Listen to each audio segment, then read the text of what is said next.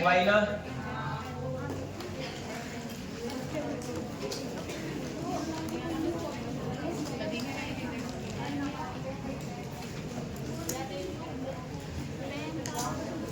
ये लिख दो, नोट लगा के लिख दो नीचे।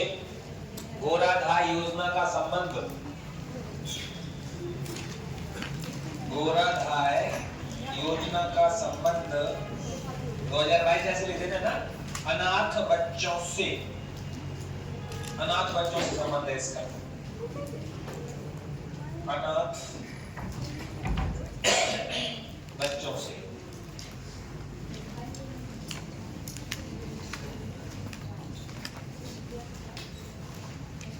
अनाथ बच्चों से।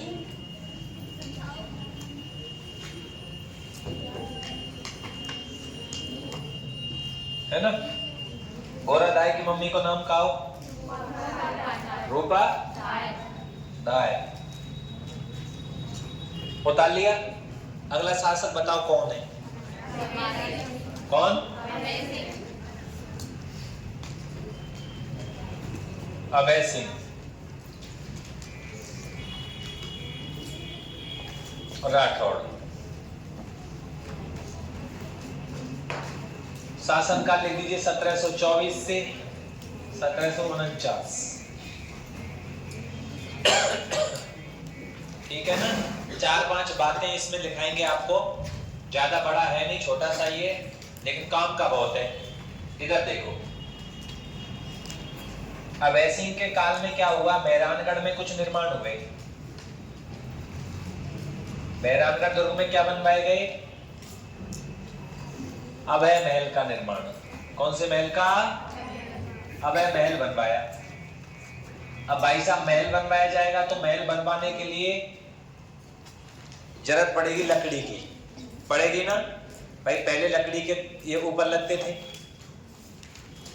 दरवाजे लकड़ी के बनते थे, चूने को गलाने के लिए लकड़ी काम में ली जाती थी, चूना पत्थर होता उसको, और लकड़ी का ही काम ज्यादा होता था। गेट भी किसके बनते थे? लकड़ी के ही बनते थे। तो इनके काल में ये महल बना, अभय महल। और भी बहुत सारे मेहरानगढ़ में निर्माण हुआ है। तो इन्होंने कहा कि जाओ भाई लकड़ी लेके आओ। मारवाड़ में इतनी कहां पेड़ पौधे हैं। तो जो ठेकेदार था महल निर्माण करने का, ठेकेदार, वो उसका नाम है गिरधर दास भंडारी। क्या नाम है? गिरधर दास भंडारी। भाई साहब जो गिरधर दास भंडारी जी हैं, ये चले गए देखने के लिए।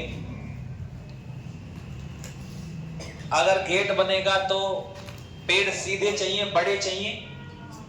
भाई दरवाजे बनेंगे, महल के बड़े बड़े गेट नहीं लगेंगे क्या? फिर बीम लगती है, बीम जाते हम गाटर बोले। अब तो पुराने महलों में लकड़ी की चौकोर देखना तुम जान, हवेलियों में भी लगी हुई है, अगर तुम देखना लग रही है ना, वो चाहिए तो लकड़ी तो बहुत ज्यादा चाहिए। चूना जो है उसको गर्म करने के लिए लकड़ी चाहिए।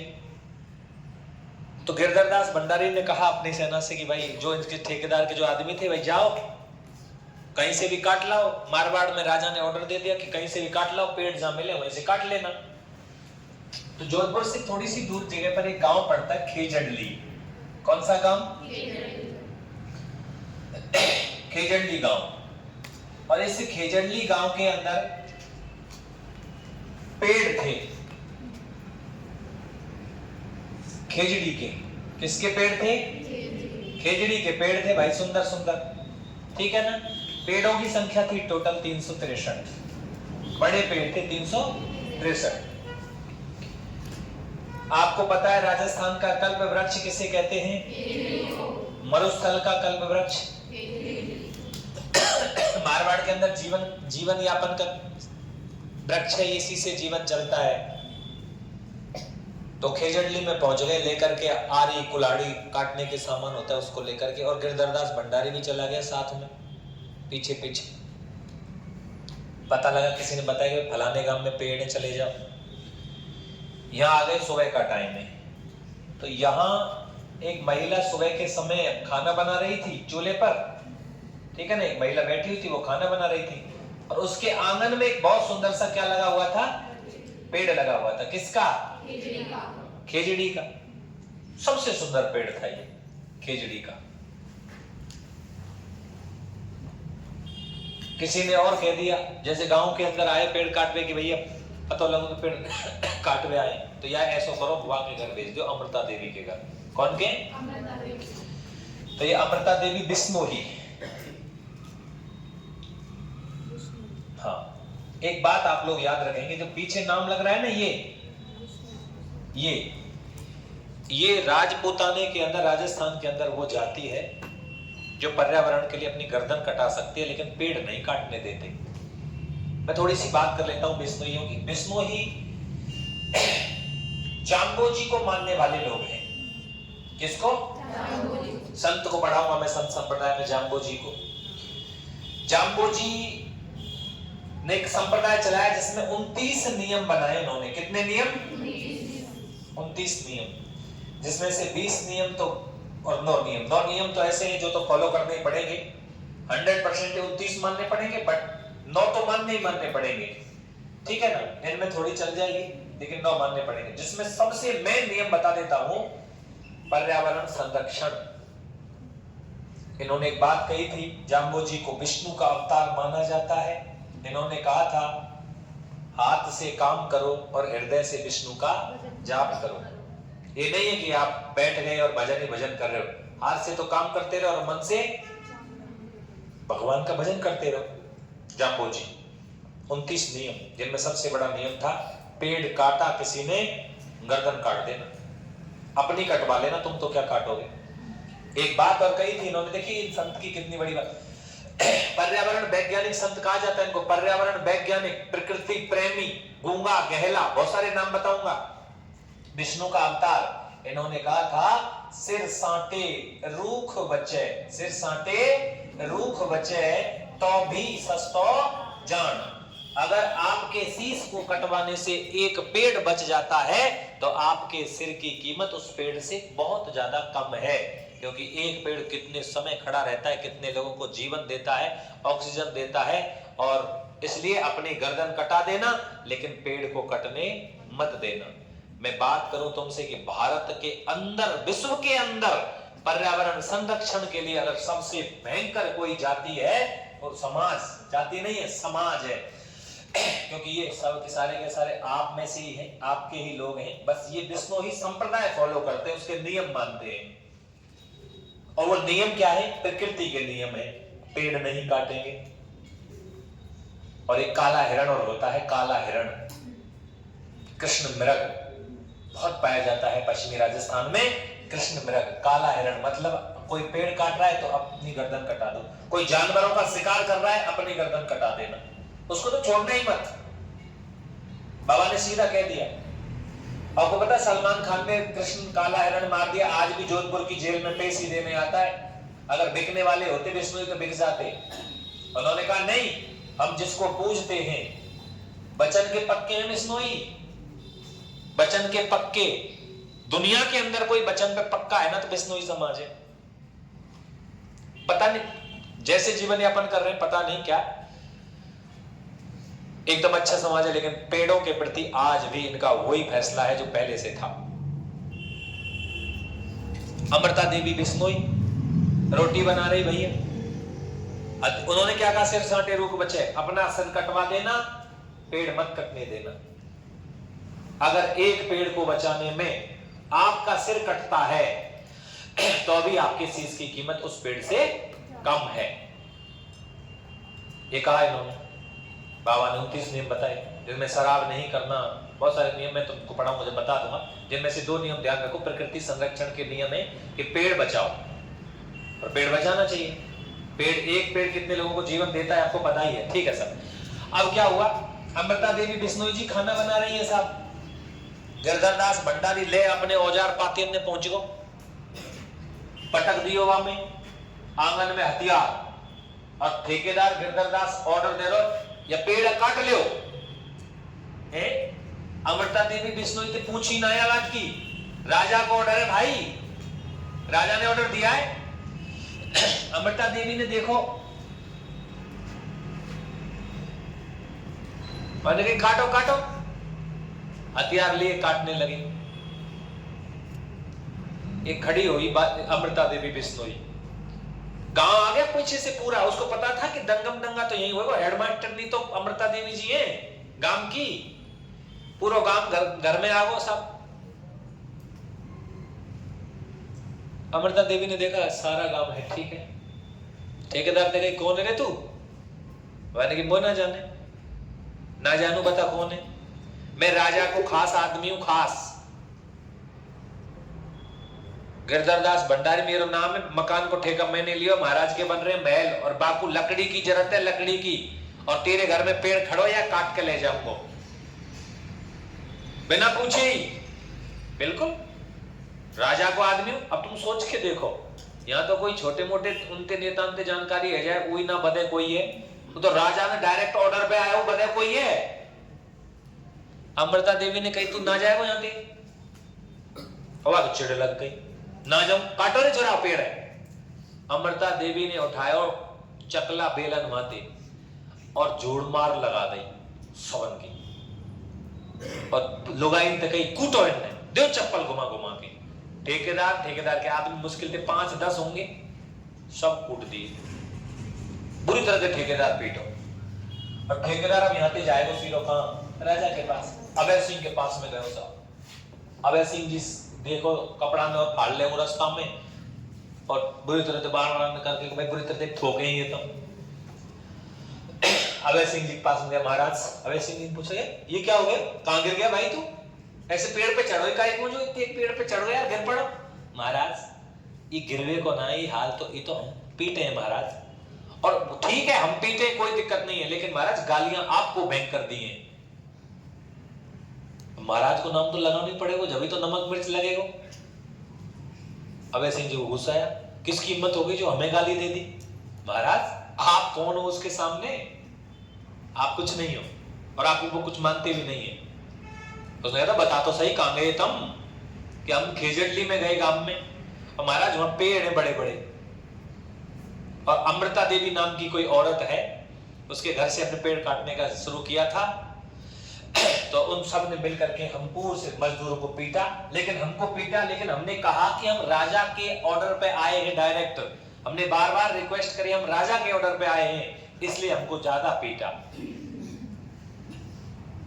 राजा ने कहा अच्छा, और महाराज आपको बुरी बुरी गालियां दी हैं। महाराज को गुस्सा आ गया यार। राजाओं को भी पहले देखना चाहिए था कि भाई क्या मामला है क्या नहीं है, कई बार ऐसे फैसले हुए हैं। तो राजा ने ऑर्डर दे दिया जाओ। महाराज अगर पेड़ों को नहीं काटने देंगे तो वो तुम जाओ काट लो। तो फिर से गए, अब की बार फौज साथ में आई, काटना शुरू करने वाले हैं, फिर से लोग इकट्ठा हो गए। अब जब ये पेड़ों को काटने लगे, फौज राजा की गई, तो गांव वाले फौज से नहीं लड़ सकते। तो अमृता देवी और उनके पति रामो बिश्नोई, नाम दोनों को याद रखना ना, और उनकी 2 छोटी छोटी बेटियां थी, और 363 पेड़ और 363 लोग थे। जब फौज ने कहा कि काटो हम देखेंगे, उन्होंने कुछ भी नहीं किया। वो एक एक पेड़ के चिपक गए दोस्तों, एक एक पेड़ को ऐसे भर लिया, और बोले ये पेड़ जब कटेगा जब हमारी गर्दन कटेगी। गिरधरदास भंडारी को अपना बदला भी लेना था। उन्होंने फौज की तरफ इशारा किया, फौज ने उनको कहा कि भाई हट जाओ। उसने कहा हम हटेंगे नहीं, हमारी गर्दन काट दो। पेड़ों के चिपक गए। इन लोगों को काट दिया गया पेड़ों के साथ, आरियों से काटा है, आरी से। अब तुम लगा लो आरी से कैसी मौत होती होगी। इन लोगों का जुनून सिर्फ पेड़ बचाने का था। खेजड़ी का पेड़ इन लोगों का प्रिय पेड़ होता है। काला हिरण इनका पवित्र पशु होता है, जिसको ये पूजते हैं। बिश्नोई जाम्बू जी के प्रवर्तक हैं, बिश्नोई संप्रदाय के अनुयायी हैं। दोस्तों आपको एक बात बता देता हूं मैं, ऐसी भारत में एक घटना हुई थी, चिपको आंदोलन, उत्तराखंड की पहाड़ियां, सुंदरलाल बहुगुणा, पढ़ा होगा तुमने। उत्तराखंड में भी पेड़ों को काटा जा रहा था, और वहां पर सुंदरलाल बहुगुणा के नेतृत्व में, और वहां लोग पेड़ों के चिपक गए और उनके साथ में काट दिया गया। ये भारत का चिपको आंदोलन कहलाता है। रीट में कल परसों यहीं से ही फिर प्रश्न आया है, पेपर में आया SST के में आया ना। खेजड़ली का चिपको आंदोलन खेजड़ी के पेड़ से चिपको आंदोलन से प्रभावित था, कथन और तर्क वाला था। राजस्थान में 363 लोग खेजड़ी के पेड़ के साथ चिपक गए थे, आया था ना, यही लाइन है। दोनों कथन भी सही है और उसका कारण भी सही है, क्योंकि चिपको आंदोलन राजस्थान का खेजड़ी वृक्ष से प्रभावित है और वो भारत के चिपको आंदोलन से भी। आपको ध्यान रखना है, भारत का चिपको आंदोलन तो उत्तराखंड की पहाड़ियों में सुंदरलाल बहुगुणा के नेतृत्व में, लेकिन राजस्थान का सबसे बड़ी पर्यावरण संरक्षण की कोई घटना है तो खेजड़ली गांव की है। 1730 को ये पेड़ काटे गए। आपको एक बात और ध्यान रखनी है, ये नेतृत्व करता इसमें कौन थी? अमृता देवी बिश्नोई। और कौन थे? रामो बिश्नोई। कितने लोग मारे गए? अगर 363 का डाटा हम निकालें तो 363 में से महिलाएं पता है कितनी थी? अगर महिला पूछे तो 69 महिला थी। कितनी? और 294 कौन थे? 294 पुरुष थे उनमें मरने वाले, और 69 कौन थी? महिलाएं थी। टोटल कितने थे? उस आंदोलन की नेतृत्व करता कौन थी? किसके काल में घटना हुई थी? कौन से पेड़ को बचा रहे थे? किस पेड़? ये खेजड़ी का पेड़ कौन से समाज का प्रिय पेड़ होता है? आज भी बिश्नोई इसको बचाने के लिए अपनी गर्दन कटवा देंगे। ये घटना तो इनके काल की है, याद रह जाएगी बात। अब इसमें थोड़ी सी और बता देता हूं मैं। राजस्थान का 1994 राजस्थान के अंदर सबसे बड़ा पर्यावरण संरक्षण का पुरस्कार चालू किया गया। पर्यावरण संरक्षण का पुरस्कार, राजस्थान का सबसे बड़ा पर्यावरण संरक्षण पुरस्कार, उसका नाम है अमृता देवी बिश्नोई पुरस्कार। कौन सा पुरस्कार? अमृता देवी बिश्नोई पुरस्कार। और ये अमृता देवी बिश्नोई पुरस्कार की शुरुआत कब हुई थी? और ये सबसे पहली बार ये पुरस्कार पाली का एक व्यक्ति था जिसका नाम है गंगा राम बिश्नोई। 1994 को उसको दिया गया था। किसको दिया गया था? गंगा राम बिश्नोई को दिया गया था। आपसे पूछे राजस्थान में पर्यावरण संरक्षण का सबसे बड़ा पुरस्कार कौन सा है? तो अमृता देवी बिश्नोई। अमृता देवी बिश्नोई पुरस्कार किसकी याद में चलाया गया? अमृता देवी की याद में। अमृता देवी कौन है? चिपको आंदोलन की प्रणेता, चिपको आंदोलन की जनक कौन है? अमृता देवी। कौन से गांव की रहने वाली? तो विश्व का एकमात्र वृक्ष मेला भरता है यहाँ पर। दोस्तों, पेड़ों को बचाने के लिए दिया गया बलिदान खड़ाना साका कहलाता है। क्या कहलाता है बेटा? खड़ाना साका। दो चीजें हो गई, एक तो हो गया साका, राजा युद्ध में लड़ते समय वीर गति को प्राप्त हो जाए, रानी जल में कूद करके, आग में कूद करके आत्महत्या कर ले, ऐसी कंडीशन को क्या कहते हैं? साका। लेकिन पेड़ों को बचाने के लिए दिया गया बलिदान क्या कहलाता है? और प्राचीन समय में रियासत काल में जब संयुक्त रूप से व्यक्ति आत्महत्या कर लेते थे उसको जम्मर कहा जाता था। मैंने लिखवा दिया वो भी तुमको, जग्गर या जम्मर। लिखवाया नहीं लिखवाया? ये ध्यान रख लेना, ये घटना है इनके काल की। अब ऐसे के काल में ये हुआ। अब महल बना, कुछ महल बने, मेहरानगढ़ में कुछ निर्माण हुए, उसके लिए जरूरत पड़ी। उसमें जो व्यक्ति था उसका नाम ध्यान रखना है, गिरधर दास भंडारी। वो ठेकेदार था और लोग मारे गए, चिपको आंदोलन हुआ। सबसे बड़ी घटना दोस्तों मैं तुम्हें बता देता हूँ, 1604 में पहली घटना नागौर में हुई थी, फिर उसके बाद में 1700 में घटना हुई थी पोलावास गांव में, ठीक है ना, और उसके बाद में 1730 में घटना हुई थी। राजस्थान में पर्यावरण को बचाने के लिए 3 घटनाएं राजस्थान में होती हैं, ठीक है ना। यहाँ व्यक्ति मारे गए थे, कर्मा और गोरा, 2 व्यक्तियों ने पर्यावरण को बचाने के लिए अपनी गर्दन कटवाई थी। यहाँ मारा गया था एक व्यक्ति था बूचोजी, वो बूचोजी की गर्दन काट दी गई थी। और यहाँ 363 लोग राजस्थान में मार दिए गए थे। 3 घटनाएं पर्यावरण संरक्षण से जुड़ी हुई है जिसमें लोगों ने अपना बलिदान किया। तो आपसे पूछे कि पर्यावरण संत कौन से हैं? जाम्बोजी। जाम्बोजी ने कौन सा संप्रदाय चलाया? बिश्नोई। राजस्थान में पर्यावरण संरक्षण के लिए कार्य करने वाला संप्रदाय कौन सा है? बिश्नोई। बिश्नोई संप्रदाय में कितने नियम होते हैं? 29 नियम होते हैं। इसलिए 20 और 9 बराबर बिश्नोई। 20 और 9 बराबर बिश्नोई। ठीक है ना? अच्छा साहब, और ये अमृता देवी बिश्नोई, पहली बार पुरस्कार दिया गया गंगाराम बिश्नोई को। याद रह जाएगी बात? ठीक है। अब आती है विश्व का एकमात्र वृक्ष मेला। विश्व का एकमात्र वृक्ष मेला कहां बढ़ता है? खेजड़ली में बढ़ता है। कौन से महीने में? चैत्र में, माघ में या भाद्रपद में? भाद्रपद में या फिर ज्येष्ठ में? ऑप्शन नंबर 4 चैत्र करूं? चैत्र में कौन सा बढ़ता है? जौहर मेला है। तो फिर किस में बढ़ता है? भाद्रपद की कौन सी पक्ष? शुक्ल पक्ष की कैक तारीख? 10वीं को। भाद्रपद शुक्ल 10वीं को। राजस्थान में कौन सा मेला बढ़ता है? खेजड़ली वृक्ष मेला। विश्व का एकमात्र, वैसे तो एक और बढ़ता हमारे यहाँ पर, कौन सा? मांगलिक आवास में मेला बढ़ता है। कौन सा मेला? कल्प वृक्ष। कौन सा?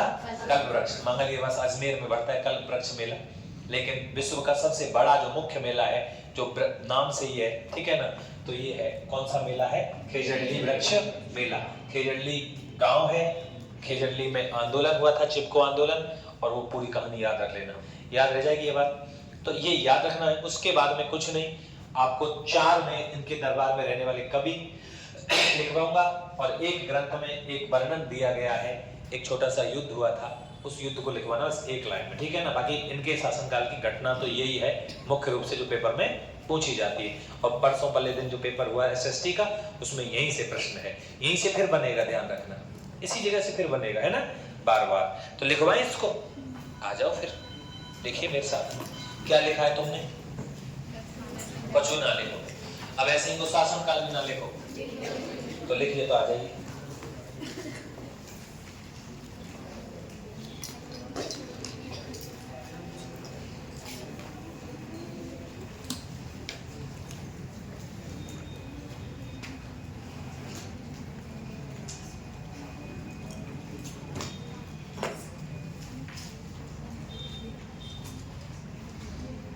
पेड़ काटने के लिए गया। पेड़ काटने के लिए कहां जाएगा ये? खेड़ली।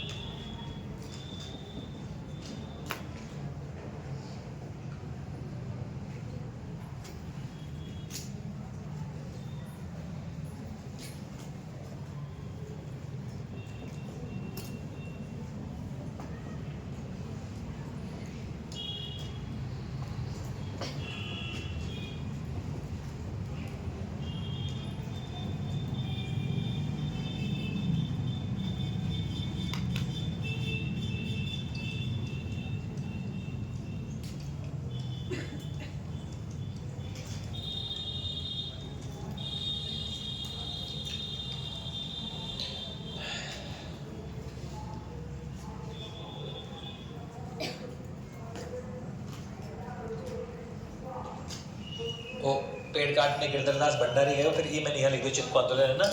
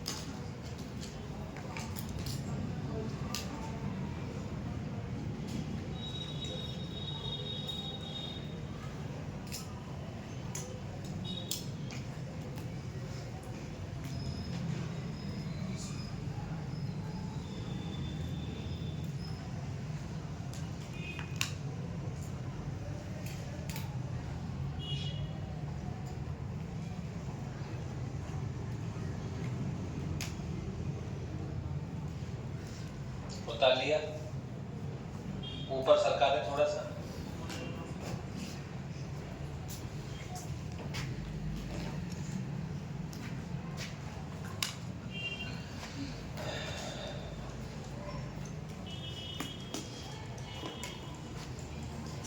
नेतृत्व करता अमृता देवी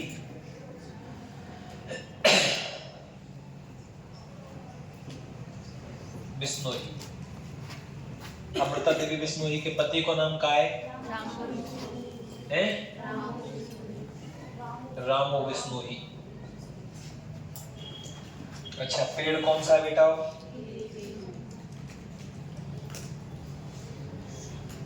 खेजड़ी।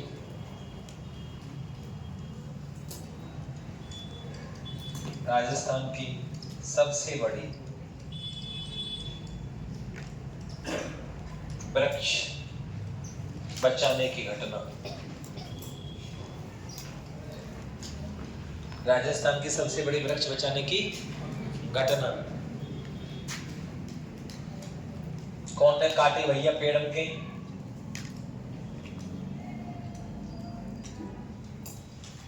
काटने वाला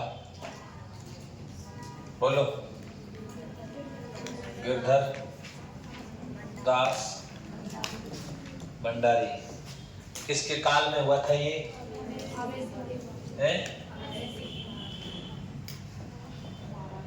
अभय सिंह के समय। सही है भाई, अभय सिंह के समय मेला भरता है क्या?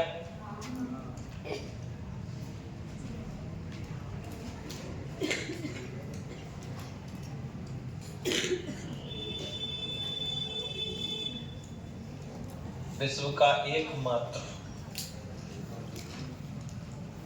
वृक्ष मेला खेजड़ली मेला।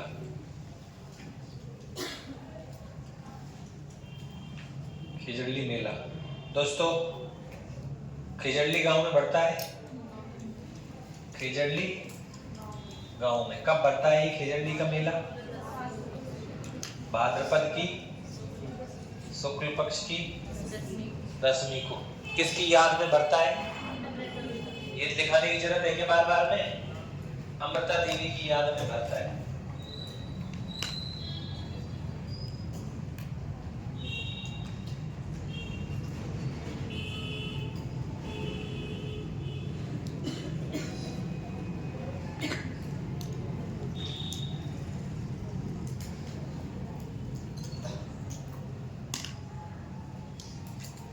उतार लिया।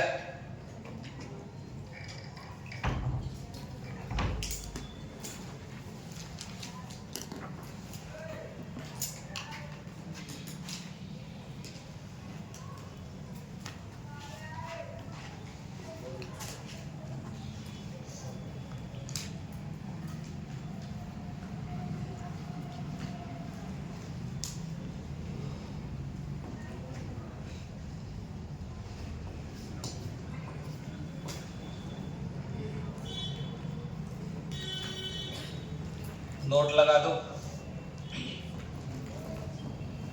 भारत में चिपको आंदोलन।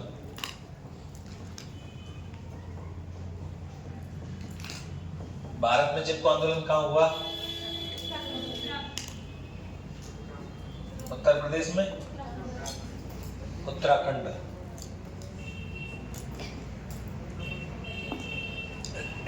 उत्तराखंड में किसके नेतृत्व में?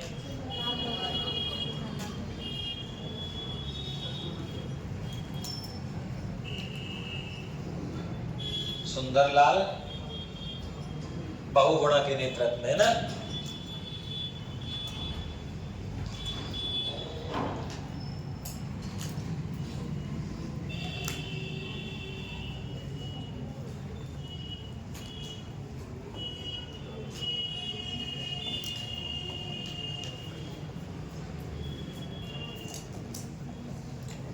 राजस्थान का सबसे बड़ा पर्यावरण संरक्षण पुरस्कार राजस्थान का सबसे बड़ा पर्यावरण संरक्षण पुरस्कार कौन सा है? अमृता देवी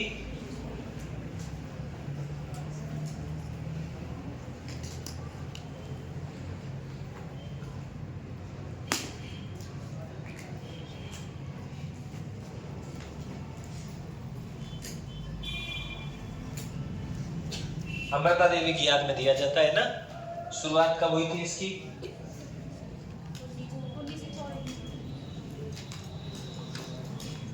किसको दिया?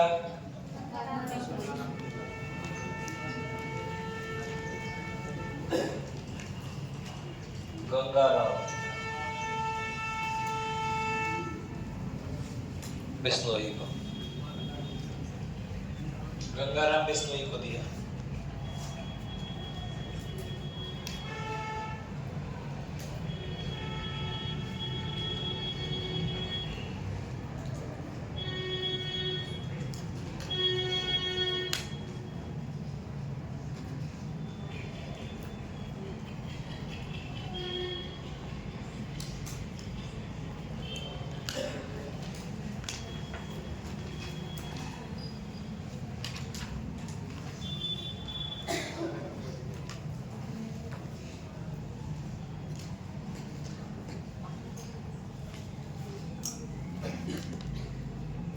बता लिया क्या?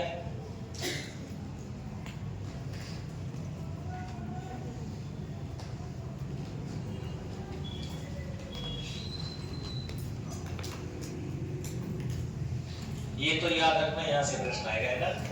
एक क्वेश्चन और आ जाता है। दरबारी विद्वान है, उनको लिख दो। 5 दरबारी विद्वान दरबार में रहते थे। लिख लिए सबने? हटा दो इसको, पन्ना बदल दूं? दरबारी विद्वानों के नाम लिख दो, ये रटने पड़ते हैं आप।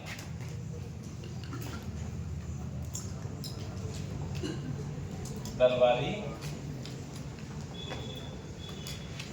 विद्वान, पहले का नाम लिखेंगे बीर भान, ग्रंथ का नाम लिखेंगे राजरूपक, और इस ग्रंथ में अहमदाबाद युद्ध का वर्णन।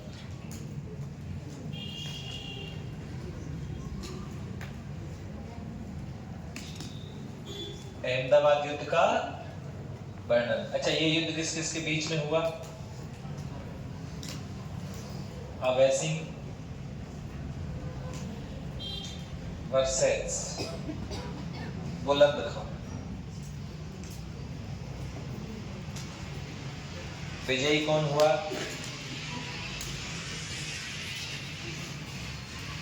अभय सिंह जीत गए।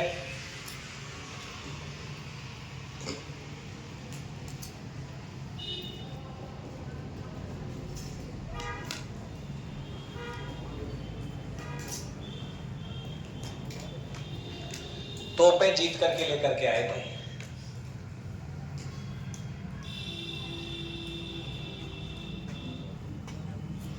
दूसरा,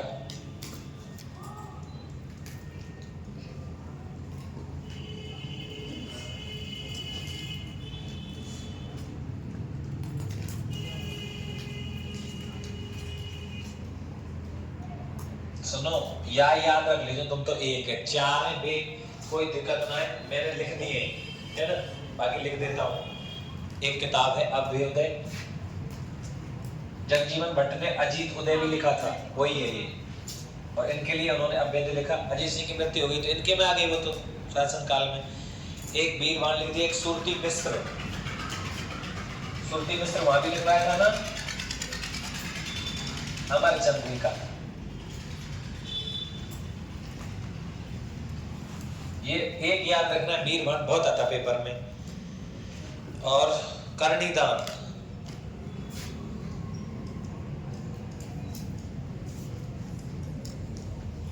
चारण, इन्होंने ग्रंथ लिखा सूरज प्रकाश।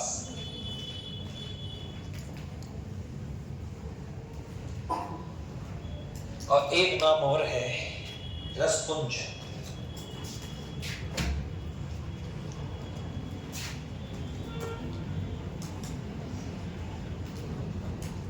कवित श्री माता अरो। एक इनकी रानी लिखनी है,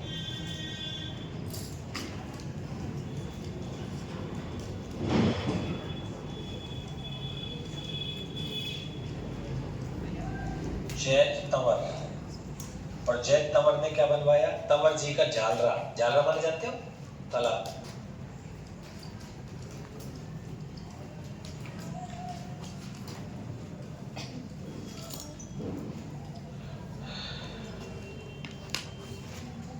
तंवर जी का जालरा कहाँ होगा?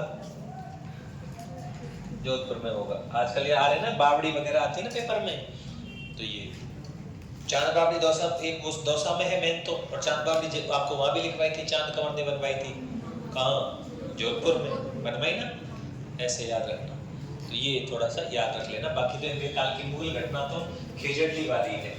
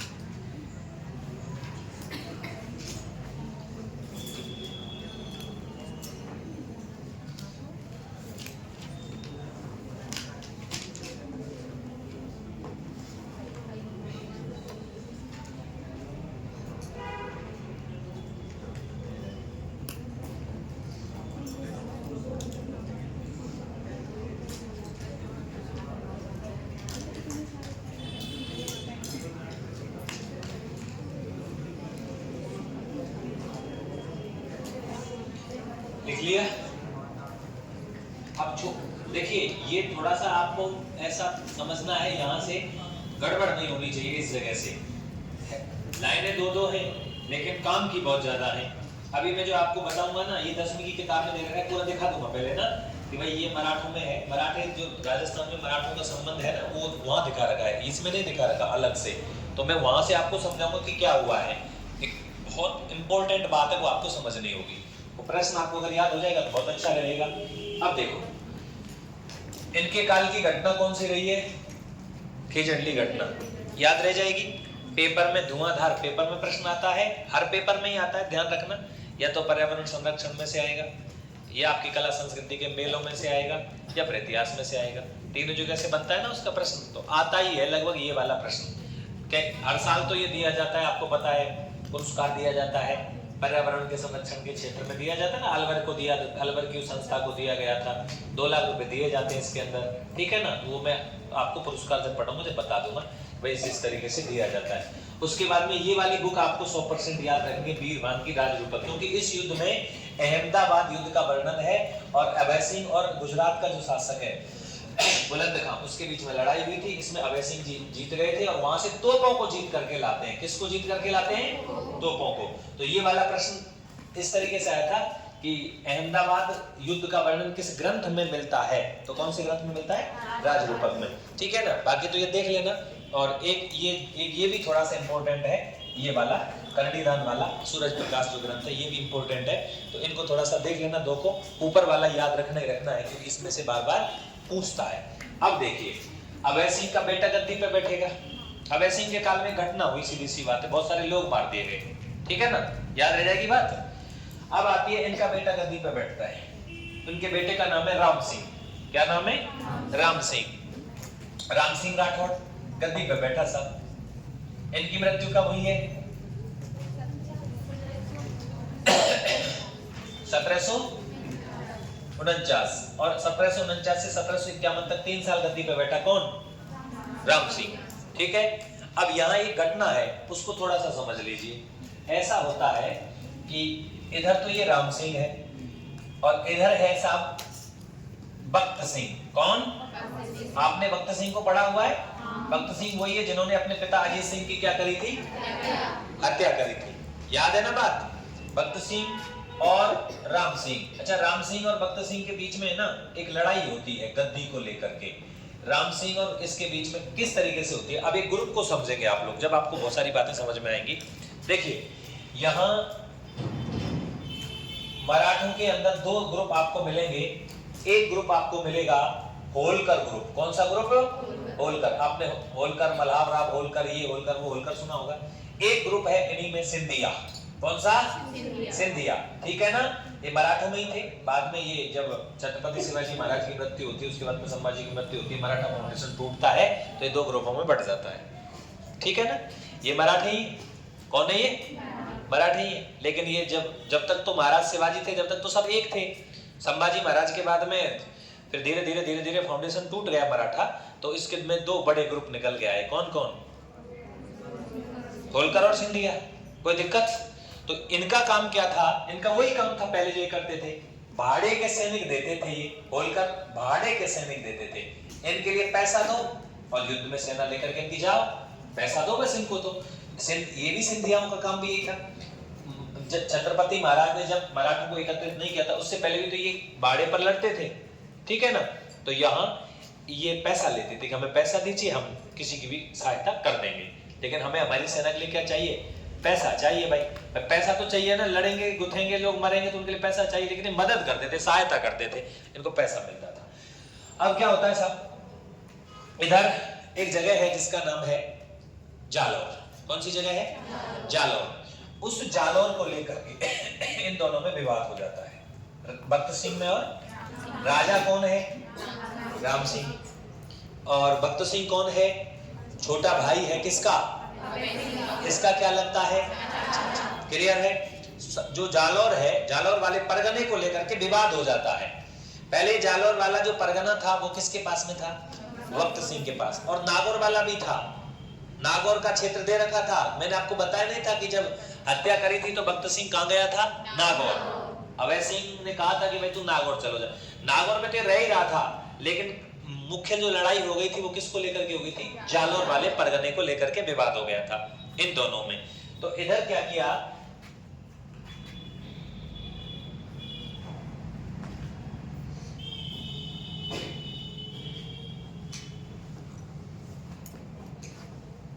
लेकर विवाद दोनों के अंदर हो गया। ठीक है ना। अब ये विवाद हो गया भाई साहब, ऐसे ऐसे विवाद हो गया। ये लीजिए, इन दोनों ने क्या किया, अपने अपने आदमी बुला लिए। भक्त सिंह ने बुला लिया होलकर को। किसको? उसने बुला दिया सिंधिया को। जय अप्पा सिंधिया पूरा नाम। ठीक है ना। अब ये लड़ाई है ना, ये लड़ाई पता है परगने की नहीं रह गई। अब जब लड़ाई है गई तो फिर परगने पे क्या मतलब रही हो। इस लड़ाई में भक्त सिंह की क्या हो जाती है? जीत हो जाती है, विजय हो जाती है। और भक्त सिंह कहां का राजा बन जाता है? जोधपुर का राजा ही बन गया। नहीं आई समझ में? अरे जब लड़ाई होगी तो परगने लेकर लड़ाई का, जब लड़ाई कर रहे हैं तो फिर गद्दी को लेकर के करेंगे ना। ये तो पैसा होलकर तो जब भी पैसा लेके जाएगा, इसको ये भी पैसा लेके जाएगा। ऐसे कहे ना कई बार कि चौबे जी छब्बे जी बन में गए और दुब्बे जी रह गए। होशियारी। होलकर की सेना जीत गई, मतलब भक्त सिंह जीत गया। ये हार गया। हार गया तो भागना पड़ेगा, तो मेहरानगढ़ में तो भागेगा ही नहीं। ये जयपुर के महाराज माधो सिंह के पास में चला गया। कहां चला गया? राम सिंह हार कर जयपुर के माधो सिंह के पास। किसके पास? माधो सिंह के पास शरण लेता है। शरण ली अब इन्होंने। अरे जैसे यार तुम एक चीज सोच के देखो, जब हुमायूं हारा था तो भागा था, भागना पड़ेगा ना।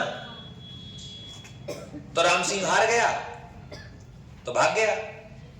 कहां? जयपुर माधो सिंह के पास। मैंने इसलिए तो कहा था कि दो ही लाइन है लेकिन खतरनाक वाली लाइन है। माधो सिंह ने सिंधियाओं से कहा भाई मदद करो इसकी। तुमको बुलाया, तुम मदद नहीं कर पाए, उसने कम सेना भेजी, उधर होलकर ने सेना भेज दी, आप इनकी मदद कीजिए। फिर से सिंधिया को भेजा जाएगा मदद करने के लिए। एक युद्ध होगा मेड़ता का। कौन सा? मेड़ता का युद्ध। मैं उसको लिखाऊंगा अभी, तो उसको भक्त सिंह में लिखेंगे ना, क्योंकि भक्त सिंह गद्दी पे बिठाएंगे तो भक्त सिंह को पढ़ेंगे। अभी हम किसको पढ़ रहे हैं? राम सिंह को। तो राम सिंह केवल कितने दिनों तक राजा रहा? 3 साल तक। और राम सिंह की मृत्यु नहीं हुई है बीच में, कहीं सोच रहे मृत्यु हो गई। राम सिंह को गद्दी से क्या कर दिया? हटा दिया। इस विवाद में दो ग्रुपों ने भाग लिया। कौन कौन? होलकर और सिंधिया। और दोनों ही कौन है? मराठे। अरे मान रहे हो क्या? समझ में आ रही बात? तो अब राजस्थान में पैसे को लेकर के एंट्री हो गई किसकी? मराठों की। हो गई ना? अब युद्ध जीते जाएंगे किसकी सहायता से? मराठों की सहायता से। मान रहे हो नहीं मान रहे हो? अब भक्त सिंह राजा बन जाएगा साहब, कोई बात नहीं। लेकिन भक्त सिंह पता है क्या कर देगा? अब एक जगह पड़ती है, यहां मारवाड़ है और यहां एक दुर्ग है जिसका नाम है अजमेर का किला। कौन सा किला? अजमेर का किला। मैंने कहा जिसके हाथ में ज्यादा शक्ति थी उसी के पास में अजमेर रहा 1192 से और 1 नवंबर 1956 तक, एकीकरण तक। कही थी नहीं बात? तो ये जो अजमेर था ये मेहरानगढ़ के कब्जे में आता था। मेहरानगढ़ का कब्जा मतलब राम सिंह के कब्जे में आता था। राजा कौन बन गया? भक्त सिंह। तो भक्त सिंह को कहां आक्रमण करना पड़ेगा? अजमेर पर। और भक्त सिंह ने कहां आक्रमण कर दिया? अजमेर पर आक्रमण कर दिया। अब सुनो साहब, इस अजमेर की चाहत रखते थे मराठे। कौन रखते थे? मराठे। मराठे ये सोचते थे कि राजपूताना में तो प्रवेश कर ही गए हैं, लेकिन अगर हमें ये अजमेर हाथ आ जाएगा तो हम पूरे राजपूताने को चला सकते हैं, क्योंकि किसी टाइम पर ये अजमेर पूरे राजपूताने की क्या रहा था? मध्य केंद्र रहा था ना पृथ्वीराज चौहान के समय तक। तो ये चाहते हैं अजमेर को। उसके 2 रीजन हैं। एक तो अजमेर के चारों ओर परगने बहुत ज्यादा हैं, एक अजमेर सुरक्षित जगह है, एक अजमेर में किसी भी चीज की कमी नहीं है। पानी है, पहाड़ियां हैं, मैदानी भाग भी है और पहाड़ी भाग भी है, सब तरीके की व्यवस्था अजमेर के अंदर है। और दूसरी बात, सबसे खास बात, मराठे कट्टर हिंदू थे, कट्टर जिनको कहते हैं। आप लोग मजाक नहीं समझेंगे, आपको पता लग जाएगा। आप एक फिल्म है छावा, देख लेना, उसमें रियल है, मात्र 2% संभाजी महाराज को दिखाया गया है। संभाजी महाराज को तुम पढ़ना किताबों में, आपको पता लग जाएगा। संभाजी महाराज की जीभ काट दी गई थी और लगभग 18-20 दिन तक जीभ से खून निकला था और खून उल्टा टांग दिया था, उल्टा, ठीक है ना। और उसने एक ही बात कही थी कि मैं मरते मर जाऊंगा पर मैं किसी दूसरे धर्म को स्वीकार नहीं करूंगा। ऐसे थे, कट्टर थे मराठे। आज भी कट्टर है। आपने बाला साहब ठाकरे का नाम नहीं सुना? उनकी तो मृत्यु हो गई है, बाला साहब ठाकरे का। वो उनको मुंबई का किंग कहते हैं, जिन्होंने शिवसेना का गठन किया था। वो आदमी किसी राजनीतिक पद पे नहीं था, इतना खतरनाक आदमी था। उसका पढ़ना तुम, बाला साहब ठाकरे को, आपको पता लगेगा कि भाई बाला साहब है कौन। शिवसेना गठन किया, उन्होंने कहा मेरी सेना कभी राजनीति में नहीं जाएगी, लेकिन हिंदू धर्म रक्षा के लिए 24 घंटे खड़ी रहेगी। देख लो, तुम किसी भी राजनीतिक पद पर ना होते हुए भी। एक बात बताऊं मैं तुमको, एक फिल्म है, पता नहीं हसत बाला साहेब ठाकरे ही है, और उसमें नवाजुद्दीन सिद्दीकी, उसने बाला साहेब का रोल किया। कोर्ट में बाबरी मस्जिद वाला केस चल रहा था। फिल्म में बता रहा हूं मैं, बाला साहेब ठाकरे से पूछा था जज ने कि बाला साहेब, हमने ऐसे सुना है कि बाबरी मस्जिद को गिराने में आपका हाथ था। तो उसका जवाब पता है बाला साहब ठाकरे जी का जवाब क्या था? आपने गलत सुना है, बाबरी मस्जिद को गिराने में मेरा हाथ भी था और मेरा पाम भी था। ऐसे कहा उसने। बहुत खतरनाक आदमी था रियल में। मुंबई का शेर कहा जाता था उनको। ज्यादा दिन नहीं हुए, मेरे को डेट तो याद नहीं है, लेकिन मृत्यु शायद 2008-9 के आसपास हुई होगी, मेरे को ऐसा लगता है। मैं तुमको दिखा दूंगा फोटो, कंफर्म तो मुझे नहीं पता है। हाँ, बहुत खतरनाक व्यक्तित्व। तो मराठे इस तरीके के व्यक्ति थे। तो मराठों के लिए यहाँ एक झील है जिसका नाम क्या है? पुष्कर है। वो चाहते हैं कि यार पुष्कर तीर्थ स्थल है हिंदुओं का सबसे पुराना। देखिए, इस भारतवर्ष के अंदर सबसे पौराणिक कोई तीर्थ स्थल है तो ये पुष्कर राज है, सबसे पुराना है ये। वेदों को जब पढ़ते हैं तो भगवान ब्रह्मा जी ने इसी झील के किनारे पर और सृष्टि का सृजन किया था। पहला यज्ञ यही हुआ था। भगवान राम ने अपने पिता दशरथ का पिंडदान यही किया था। गुरु गोविंद सिंह ने 10वें ग्रंथ गुरु ग्रंथ साहिब का पाठ भी यही किया था। और इसी के किनारे पर एक अप्सरा है मेनका, जिसने विश्वामित्र की तपस्या को यही भंग किया था। इसी जगह से पृथ्वी का निर्माण माना जाता है। सृष्टि सृजन इस झील से माना जाता है। इसलिए बामन तीर्थ कहते हैं, बामन घाट, क्योंकि इस झील के किनारे बामन घाट हैं। और आपको बता देता हूं, 1809 ईस्वी में मराठों ने इस झील का पुनर्निर्माण करवाया था, जब ये टूट गई थी 1809 में। क्योंकि इस झील को सबसे ज्यादा नुकसान पहुंचाने वाला अगर कोई था तो वो कौन था? जहांगीर। और जहांगीर के बाद में कौन था? औरंगजेब। औरंगजेब ने यहां मंदिर तोड़वा दिए बुरी तरह से। एक मंदिर पढ़ोगे तुम, बरहा, भगवान विष्णु का सूकर अवतार, उस बरा भगवान की मूर्ति थी यहां। जहांगीर आया, जहांगीर ने देखा ये बहरा की मूर्ति कैसे है, क्योंकि मुस्लिम धर्म में सूअर को अपवित्र माना जाता है। हमारे यहाँ हर जीव जो पृथ्वी के लिए जिस सृष्टि को चलाने में काम कर रहा है वो सब भगवान के समान है। सृष्टि, पूरी सृष्टि भगवान, भाई हर कण कण में भगवान है ना। तो भगवान का बरहा अवतार है ना, बरहा अवतार की मूर्ति है। आपको सब जगह मिलेगी बरहा भगवान की मूर्ति। आप एक बात समझिए, लोगों ने अब कहा कि पृथ्वी गोल है। इस्लाम धर्म के अनुसार पृथ्वी चपटी है। चपटी है, चपटी मतलब चपटी कैसी होती है, वो है ना, इस्लाम धर्म में चपटी। और भूगोल में कैसी है? गोल है। गोल ही है ना, संतरे के जैसी।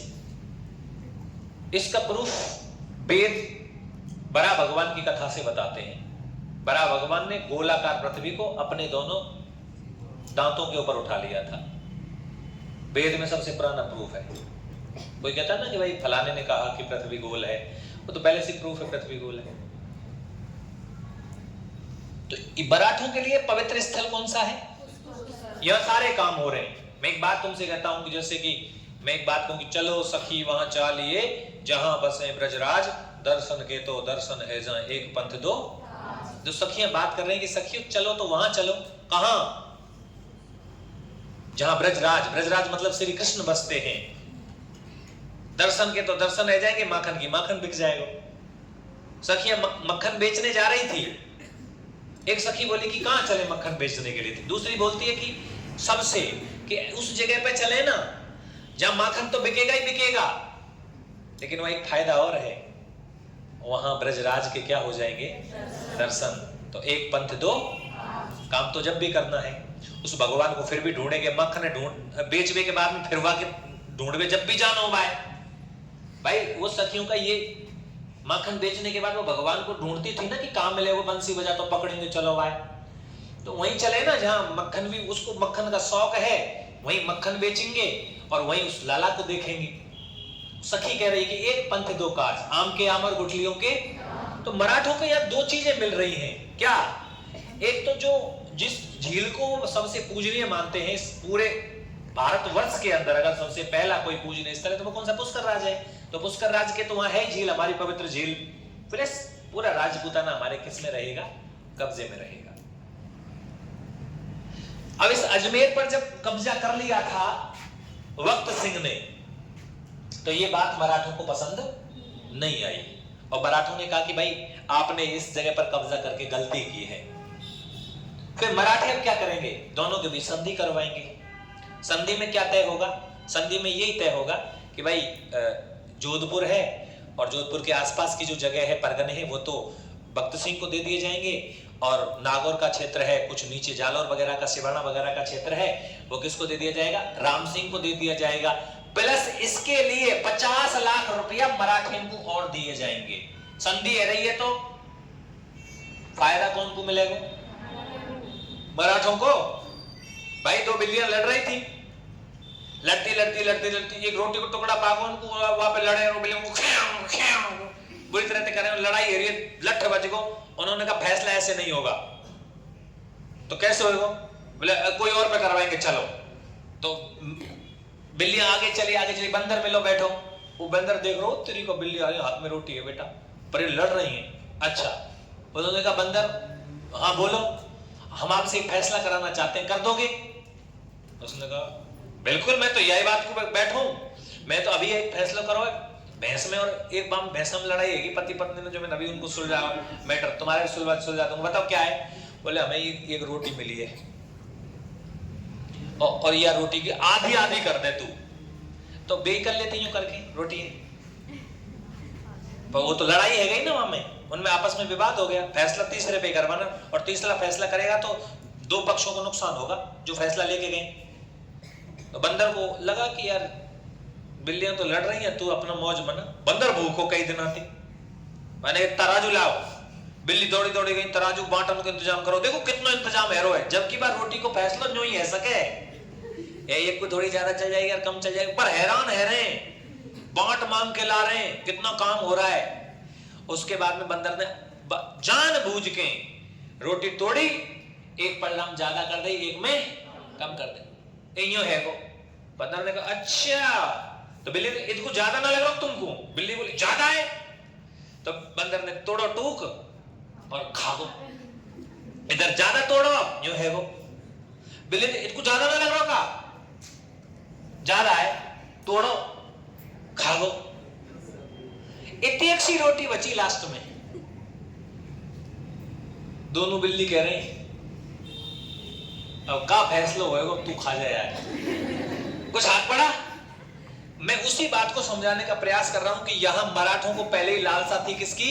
अजमेर की। और भक्त सिंह ने किस पर अधिकार कर लिया? अजमेर पर। और इसलिए क्या हो गया? वो संधि। मराठे कहेंगे कि आपने अजमेर पर अधिकार गलत किया, और मराठों के बीच में संधि होगी। मराठों को 50 लाख रुपया चाहिए। सुनो समझौता कैसा हुआ है कि राम सिंह को नागौर जालौर वाला क्षेत्र देना पड़ेगा। सोजत वाला क्षेत्र, सोजत है एक, तो सोजत होगा, एक उसमें अपना अजमेर का नीचे वाला हिस्सा होगा, ठीक है ना। और अजमेर तो मूल रूप से उनके पास में जाएगा, मराठों के पास। और जो सांवर है, ये सांवर वाला क्षेत्र को कुछ हिस्सा जो है इसको देना पड़ेगा, बाकी का हिस्सा तेरे पास में रहेगा। मारवाड़ और मारवाड़ के आसपास का क्षेत्र, ठीक है। प्लस हम संधि करवा रहे हैं, हम बीच में आए, इसलिए 50 लाख रुपए हमको देने पड़ेंगे, लेकिन 50 लाख तुम पे ना देंगे। तो भैया ऐसा है भक्त सिंह जी, आप 25-25 लाख रुपए की रकम 2 साल में दे देना। और राम सिंह भैया तू राजा नहीं रेगो, पर अब राजा कौन रेगो? भक्त सिंह। तो राम सिंह तू हमको 5 लाख रुपया देगो। मराठे ने कितने कमाए? 55 लाख फ्री में कमाए ना। वही बंदर वाली कहानी है गई ना। प्लस एक जगह और मिल गई उनको, कौन सी मिल गई ना। नुकसान किसका हुआ? भक्त सिंह और राम सिंह का। कोई बात नहीं, उनके पास में चला गया। एक संधि और बताऊंगा मैं तुमको, 50 लाख 60 लाख रुपए और देने पड़ेंगे भक्त सिंह को फिर, और वो सांवर की संधि होगी। सांवर की एक अलग से संधि होगी, उसमें और देना पड़ेगा, क्योंकि सांवर नमक का बड़ा केंद्र था, नमक निकलता था वहां से। मराठों ने देख लिया इनकम का स्रोत बहुत ज्यादा है यार, सांवर जो झील है, तो सांवर झील से भी 60 लाख रुपए लिए जाएंगे कि यहां से आपको इनकम होती है। 2 युद्ध होंगे, मैं आपको एक युद्ध मेड़ता का पढ़ाऊंगा, एक डंगा का युद्ध पढ़ाऊंगा। 2 युद्ध है जो भक्त सिंह में है, लेकिन मैं राम सिंह में लिखवा देता हूँ। सही है ना, कोई दिक्कत थोड़ी है यहाँ तक। तो ये थोड़ा सा झोल है, इसको समझना पड़ेगा। खत्म होने को जा रहा है ना, तो आ जाइए साहब, क्योंकि तीसरे आदमी की एंट्री हो रही है। तो यहाँ मराठों की एंट्री हो कैसे रही है? तो मराठे जयपुर में आ जाएंगे, जयपुर के बाद में मराठे मारवाड़ में आ जाएंगे। उसके बाद में मैं आपको बुक में भी दिखाऊंगा कि भाई किस किस तरीके से वो पैसा दिया गया। ऐसा करो, ये बता दो,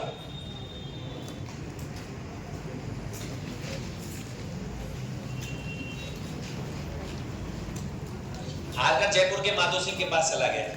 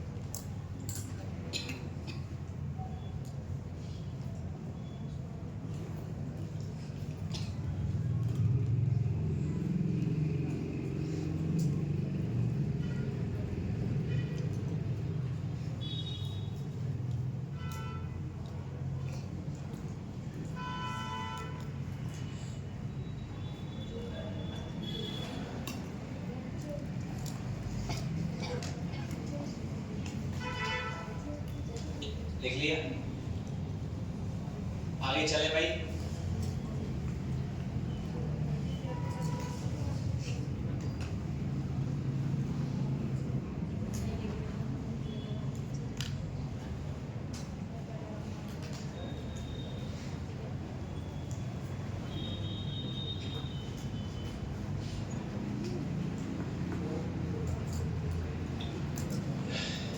किताब 10वीं की किताब है किसी के पास, उसमें देखेंगे।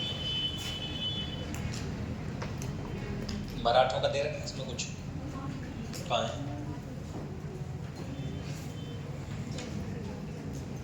देखो बताओ, अगला राजा लिख दे, भक्त सिंह लिख दो।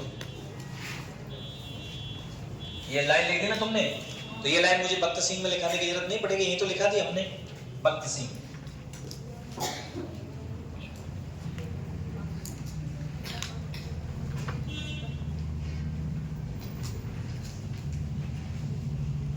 शासनकाल लिख दीजिए 1751 से 1752।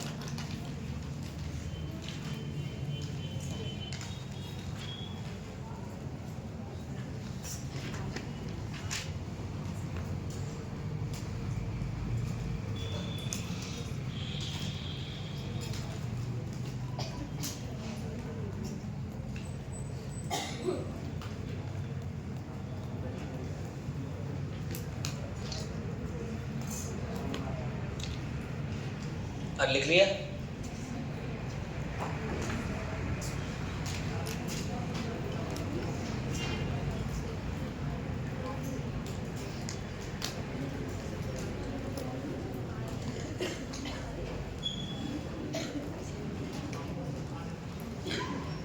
मारवाड़ का दूसरा पितरंता शासक है क्या, नहीं है बोलो, है? उतारो तो एक लाइन, या में वो ढूंढलन दो भाई, ये रहा, पूरी कहानी सुना दूंगा भाई तुमको। या मैं किताब में दे रहा को, या तुम्हारा मोस्ट भी ये बहुत ज्यादा है ना,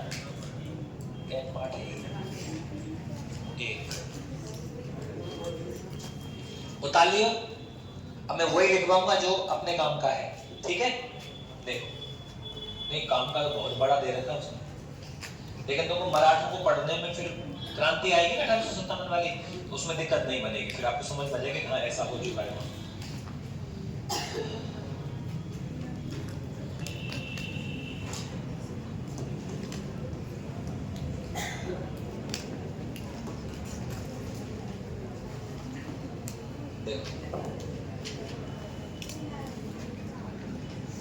एक लाइन लिख दो नीचे, 1751 नहीं करना है, सॉरी 52 करना है, डेट 52, 1751 नहीं 1752 करेंगे, 52 है ना, हाँ 52 1752 डालो, लिखो नीचे 1752 में लिखो, एक लाइन लिख दो, मैं बोल देता हूँ, बोल दूं क्या, काम चल जाएगा बोले थे ही। लिखो, भक्त सिंह ने अजमेर दुर्ग पर आक्रमण कर अधिकार कर लिया। भक्त सिंह ने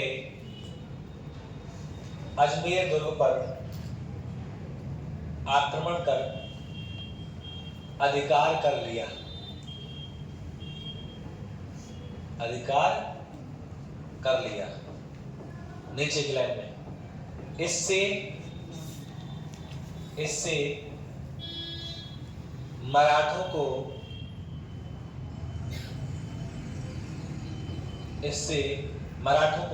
राम सिंह की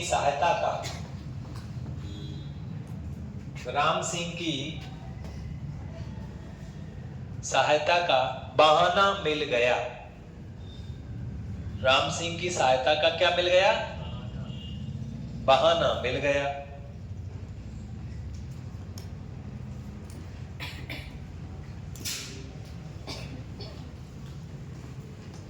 ठीक है, और सुनो, सितंबर का महीना है 1752 की में भक्त सिंह की मृत्यु हो जाती है। क्या हो जाती है? मृत्यु। तो भक्त सिंह की डेथ हो जाएगी। अभी इसको मैं तुमको सुना रहा हूं, देखना। अभी क्या एक पार्ट है, एक ही पार्ट है, और ये कौन सा पार्ट हो गई है? ये पहले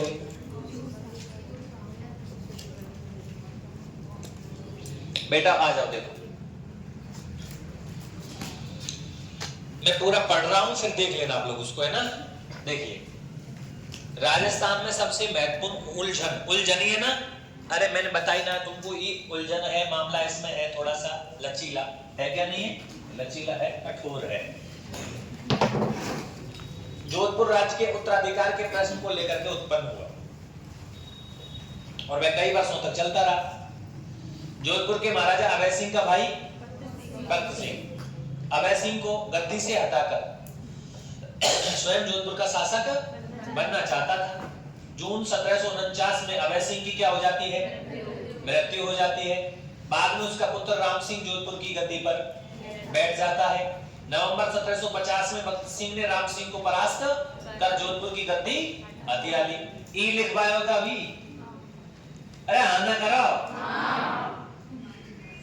राम सिंह भागकर जयपुर माधो सिंह के पास में ये लिखा। अरे भाई जो है कोई सी किताब ये मतलब ना है, लेकिन मैं ये कह रहा हूं एनसीईआरटी काम की है, क्योंकि यहाँ में प्रश्न बने और किताब सब एक बगल को, ये अकेली एक बगल को, यहाँ में हमको प्रश्न मिलेगा सीधो सीधो, या कि हमारे या पे चर्चा हो कि सर जी तुम एनसीईआरटी का कुछ चिल्लाते रहे, काहे एनसीईआरटी पेपर आ गया में ते, इसी में से बनेगा पेपर।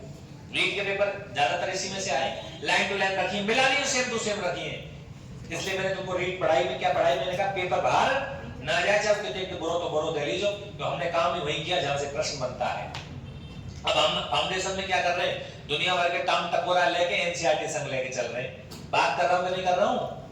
अब यहां में देख लो या देख लो सब। अब देखो, राम सिंह जयपुर माधो सिंह के पास शरण लेता है, मराठों से सहायता प्राप्त करने का क्या करने लगा, प्रयास करने लगा। 1752 में जब भक्त सिंह ने अजमेर पर अधिकार कर लिया, तब उसका विरोध करने के लिए मराठों को एक नया कारण मिल गया। ये लिखवाया मैंने तुमको, ये लाइन ही आएंगी पेपर में, ऐसे कैसे कथन और कारण जो प्रश्न चल रहे हैं उससे भी यही है, ठीक है ना। आगे बढ़ो, क्योंकि मराठे स्वयं अजमेर पर अधिकार करना चाहते थे। क्या ई लिखायो का, ई बात बोली का, क्योंकि किताबें में लिख रही है, सबक में लिख रही है, कोई सी किताबें उठा लीजो, जोधपुर का उत्तराधिकारी संघर्ष, मराठों का हस्तक्षेप, टॉपिक का नाम होगा, सब में सेम लिखा हुआ है, सही है ना। अब देखो आगे चलते हैं। अब मैंने वही बताया, सितंबर के महीना में 1752 में मृत्यु है भक्त सिंह की, अवाले हुए उन्हें पहले, तब उसका पुत्र विजय सिंह गद्दी पे बैठे। विजय सिंह की गद्दी पर बैठा, उधर राम सिंह जोधपुर की गद्दी प्राप्त करने के लिए मराठों से क्या प्राप्त कर रहा है, सहायता प्राप्त कर रहा है, प्रयास करने। अच्छा, अतः जून 1753 में माधो सिंह का एक व्यक्ति है, जयपुर के राजा का एक सामंत है, जिसका नाम क्या है, रघुनाथ राव, याद रखना ये भी। रघुनाथ राव ने राम सिंह को पुनः जोधपुर की गद्दी पर बैठाने के लिए जय अप्पा सिंधिया, मैंने कहा ना सिंधिया और होलकरों का बीच में अब आ गए हैं, और सिंधिया को जोधपुर पर आक्रमण करने के लिए भेजा। राजा कौन है, विजय सिंह। लेकिन विजय सिंह जो था ना, उसको धन मिला, दौलत मिली, शोहरत मिली, किला मिला, सब कुछ मिला, लेकिन वो एकदम प्रेमी आदमी था। उसकी एक गर्लफ्रेंड थी जिसका नाम था गुलाब राय। गुलाब राय थी। गुलाब राय को जोधपुर की नूरजहां कहते हैं, नूरजहां। जिस प्रकार जहांगीर नहीं सुना तुमने, जहांगीर की सबसे खतरनाक लवर कौन थी, नूरजहां। नूरजहां एक विधवा थी, देखा था उसको उत्सव के दौरान, वो जहांगीर ऐसे कपड़े वपड़े पहन के, बुर्का बुर्का पहन के घूम रहा था चुपचाप, वो महिला ही महिला थी उसमें। तो उसने देखा एकदम बहुत सुंदर सी लड़की थी, जबरदस्त ब्यूटीफुल, उसको देखा और उसको ऐसे टच कर दिया, और नूरजहां से ऐसे बोला लड़कियों की आवाज में, हु आर यू। उसने कहा मैं नूरजहां। उसने कहा बहुत सुंदर हो। उसने कहा मैं बहुत सुंदर हूं। तो लड़कियों की आवाज में बात कर रहा था। उसने कहा आप बुरा नहीं माने तो आपकी मित्रता हम राजा से करवा दें। जहांगीर से मित्रता करवा देगा तू मेरी? बोले मित्रता ही नहीं, शादी करवा देंगे। क्या करते हो आप? तो उसने कहा मैं करती तो कुछ नहीं हूं, बट मेरा पति था वो ऊपर चला गया, अब मैं अकेली हूं। पर तू कैसे करा देगा? बोले हम करा देंगे, हमारे दोस्त के राजा से सीधी। उसने कहा अरे राजा जहांगीर है। नूरजहां ने कहा झूठी बात है। तो उसने कहा नहीं, मैं अपनी मम्मी से पूछ के बताऊंगी। उधर मम्मी उसकी पास में थी। तो उसने कहा अम्मी, मुसलमान में अम्मी बोले, अम्मी। उसने कहा हाँ बेटा। बोले ये क्यों बोल रही है महिला के राजा से दोस्ती करा देंगे आपकी, जहांगीर से। उसका नाम था अस्मत बेगम। तो उसने कहा बेटा तेरी किस्मत खुल जाएगी, बात कर। उसने कहा चल बात करा के ला। तो उसने बुर्का हटाया कि पहले चेहरा तो दिखाओ, आप हो कौन, हम आपको जानते नहीं, ऐसे ही बात कर रहे हैं। तो उसने जैसे ही बुर्का हटाया अंदर से जहांगीर। तो उसने कहा आप जहांगीर? उसने कहा हाँ हम जहांगीर। बोले ठीक है चलो तो फिर, लेकिन आज के बाद ऐसे नहीं आओगे, इसका मतलब और किसी भी लड़की को ऐसे ले जाओगे यहाँ से। तो उसने कहा तेरी कसम नहीं है। इसलिए नूर जहां का मतलब है दुनिया की सबसे सुंदर औरत। नूर माने होता है हीरा, और जहां माने जमाना। इस जमाने का हीरा नूर जहां थी, विधवा औरत थी। नहीं पढ़ा तुमने नूर जहां के बारे में? यार तुम कौन से देश में पैदा हो गए, कुछ भी नहीं आता है तुमको। चलो इधर आ जाओ, तुम इधर आ जाओ। इसलिए जहांगीर का नमूना, जहांगीर का नमूना। और जहांगीर का नमूना क्यों कहते हैं? क्योंकि जिस तरीके से जहांगीर ने एक विधवा महिला से विवाह किया था, उसी प्रकार गुलाब राय जो थी वो विधवा थी और उनसे इन्होंने प्रेम किया था। इसलिए इनके दो नाम आते थे पहले पेपर में, अब ये बढ़ा दिया है तो ये आने लग गया, ठीक है ना। जोधपुर की नूरजहां तो किसे कहते हैं? गुलाब राय को, है ना। और जहांगीर का नमूना किसे कहते हैं? विजय सिंह को, ठीक है ना। तो प्रेमी आदमी था, आराम से लड़ने में असमर्थ था, लड़ाई ना कर सके हुई मराठे थे। चलिए देखिए इधर देखो, अब तुम्हें बता देते हैं। 15 सितंबर 1753 को मेड़ता के पास दोनों पक्षों में क्या हुआ? दोनों पक्ष कौन कौन? जयप्पा सिंधिया और विजय सिंह राठौर, ठीक है ना। दोनों के बीच लड़ाई हुई जिसमें विजय सिंह परास्त होकर कहां भाग गया? नागौर। क्योंकि नागौर का पहले इन पर नागौर का अधिकार था, नागौर पर इनका, तो ये नागौर चले वो साहब। अब क्या होता है, विजय सिंह मराठों से लंबे समय तक मुकाबले करने की स्थिति में नहीं था, मराठों से लड़ नहीं सकते थे यार, एक एक रियासत को तोड़ते थे वो। और लड़े कैसे? राम सिंह इतकुए, विजय सिंह इतकुए, बीच में मराठे पांव लड़ा के खड़े हैं, तो भैया कहां से जीत जाओगे? संगठन चाहिए ना युद्ध लड़ने के लिए। अब पता है क्या हुआ? देखो वो संधि आ गई। अब क्या होता है, वह उनसे संधि को विवश हो गया। संधि करनी पड़ेगी तो अपना ही नुकसान होगा, होगा कि नहीं होगा बोलो? संधि में क्या हुआ, ये बातें याद रखनी है तुमको सब। अब आ जाइए सब। फरवरी 1656 के बीच संधि हुई। संधि की बातें सुन लो। अजमेर और गढ़ बीठली मतलब तारागढ़। तारागढ़ को क्या कहते हैं? तारागढ़ इसलिए नाम है क्योंकि तारा, तारा कौन? पृथ्वीराज सिसोदिया की पत्नी तारा, पुड़ना राजकुमार, मेवाड़ का, रायमल का पुत्र, सांगा का बड़ा भाई, पुड़दई, वो यहाँ रहा था, इसलिए इसका नाम तारागढ़ है। और चिड़िया ने कर दी बीट, इसलिए पहाड़ी का नाम है बीठली, इसलिए इस दुर्ग का नाम है गढ़ बीठली। मैं बताऊंगा तुमको, जब राजा और रानी गए थे, अजयराज और उनकी रानी सोमलेखा पहाड़ियों को देखने गए थे, तो चिड़िया ने बीट कर दी, तो निर्माण करवाया, हमारा नाम बीठली कर दियो। गढ़ बीठली दुर्ग है, तारागढ़ क्या में, अजमेर उसका नाम था पहले, बाद में अजमेर हो गया। और दुनिया भर की बात बता देंगे। तो अजमेर और गढ़ बीठली और अजमेर कौन के पास में? मराठों का अधिकार। मैंने कही ना तुम थे, वे तो अजमेर है, कब्जा करना चाहते भाई, दुर्ग तो चाहिए, बिना दुर्ग के क्या मतलब? ठीक है। जालौर सहित आधा मारवाड़, जालौर को हिस्सा, मारवाड़ जहां में सांगर, मारोट, सोजत, परवसर, केकड़ी और वाके 84 गांव, ये कौन तक रहेंगे? राम सिंह कन। राम सिंह ये देखो, राम सिंह के पास में रहेंगे, क्योंकि मराठे कौन की तरफ से लड़ रहे हैं? अब राम सिंह की तरफ से। इतने देना पड़ेगा कौन को? राम सिंह को। अच्छा सा, पर राम सिंह का अधिकार मान दिया गया। और जोधपुर, नागौर, मेड़ता किसके पास में रहेंगे? विजय सिंह के पास में रहेंगे। उसके बाद में विजय सिंह ने युद्ध की क्षतिपूर्ति के लिए कितने रुपया? 50 लाख रुपया। कौन को? मराठे को देने पड़े। सही है ना? कैसे कैसे देवो? 25 लाख पहली साल और 25 लाख दूसरे साल देवो, और 2 किस्तों में देनी है। आई समझ बात? और राम सिंह ने अपनी सहायता के बदले मराठे को कितने रुपए देंगे? 5 लाख। कितने रुपया कमा लिए? 55 लाख कमा लिए। जोधपुर राज्य से 1.5 लाख प्रति वर्ष खराज ले रही है, टैक्स दिया जाएगा। फायदा कौन को है? ले बेटा, है ना। अच्छा, मराठों को देगा राम सिंह।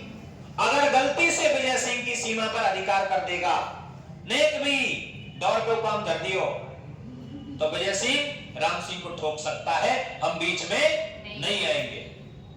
संधि की शर्त हुई है, ये ध्यान रखनी है, एनसीईआरटी में लिख रही है, इसलिए काम किए, कल कोई के खाते पेपर आए हुए या मैं पे आवे हो बड़े बड़े कोचिंग वाले जो तुमने देखोगे यूट्यूब चैनल वाले हमारे में से आ गए हमारे में से आ गए। अरे कहीं के ना आया 10वीं किताब में ते आया तेरे में तो आया का है हमारे में तो आया इंद्रमानगढ़ को किलो तू या में है हां वो अपने में से आया। आज ऐसे तो टीचर यूं कह रहे हैं कि पता नहीं इंद्रमानगढ़ गलत है हनुमानगढ़ लगा रहे निशान है हनुमानगढ़ लगवाने कोचिंग वाले क्या हम रो रहे हैं यार इंद्रमानगढ़ को किलो है। उत्तर वही होगा जिस दिन की आएगी उस दिन बता देगा ऑफिशियल की देखो ये क्या है।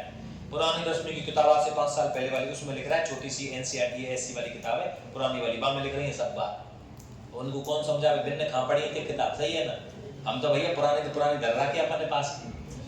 ये वाली बात हो गई साहब।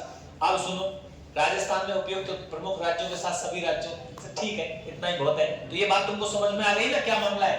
इसमें 2 युद्ध नहीं लिख रखे हैं अच्छा मेड़ता का लिख रखा है क्या मेड़ता का लिखो डंगा का युद्ध नहीं लिखा है इसमें उसको मैं लिखवा दूंगा डंगा को अभी है ना। तो इसको बोलता चलो मैं इसी में से बोल दे फिर बोला आना कर लिखो फिर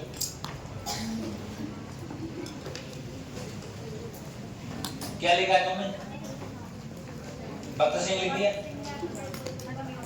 अजमेर पर अधिकार कर लिया मराठों को क्या मिल गया सहायता नीचे लिखो कारण लिखो रीजन ऑफ कर दो कारण मराठे अजमेर को चाहते थे मराठे किसको चाहते थे अजमेर को।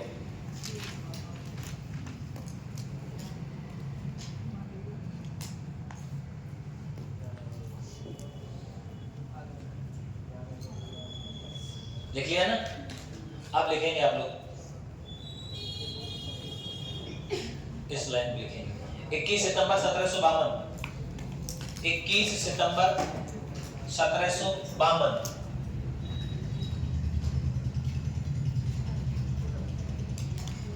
और लिख देना मृत्यु हो गई किसकी भक्त सिंह की मृत्यु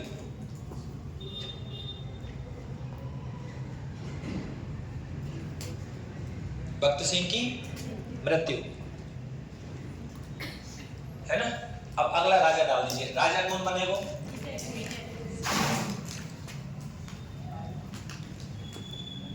यही देखेंगे सब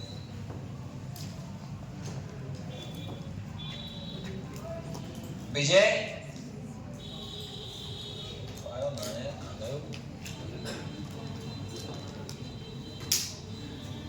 विजय सिंह डाल दो विजय सिंह राठौड़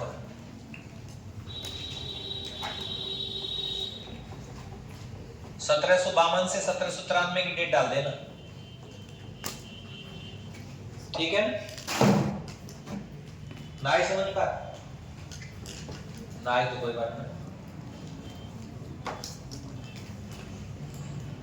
ये कौन को छोड़ा है भक्त सिंह को नहीं तो राम सिंह से लड़ाई क्यों होती समझ में आ रहा होगा बात ऐसे इतना सोच रही कहां त्यागो ये उसका लड़का है किसका भक्त सिंह का ठीक है। अब लिखेंगे आप लोग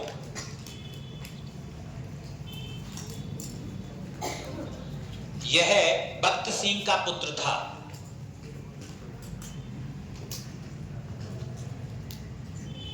यह भक्त सिंह का पुत्र था नीचे लिखो लेकिन राम सिंह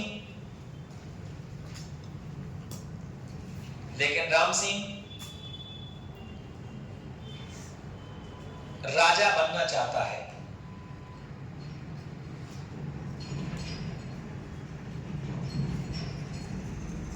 अब राम सिंह है कहां पे भैया जयपुर में माधो सिंह के पास। अब लिखो जयपुर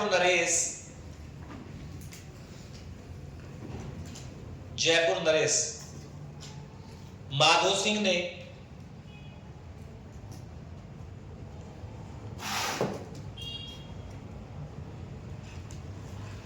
रघुनाथ राव को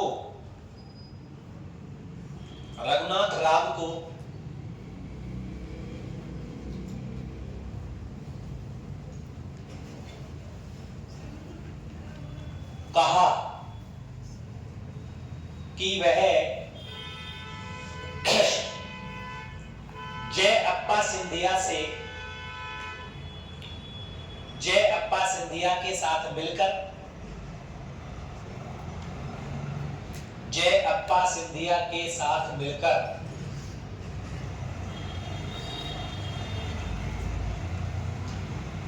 जोधपुर पर आक्रमण करे।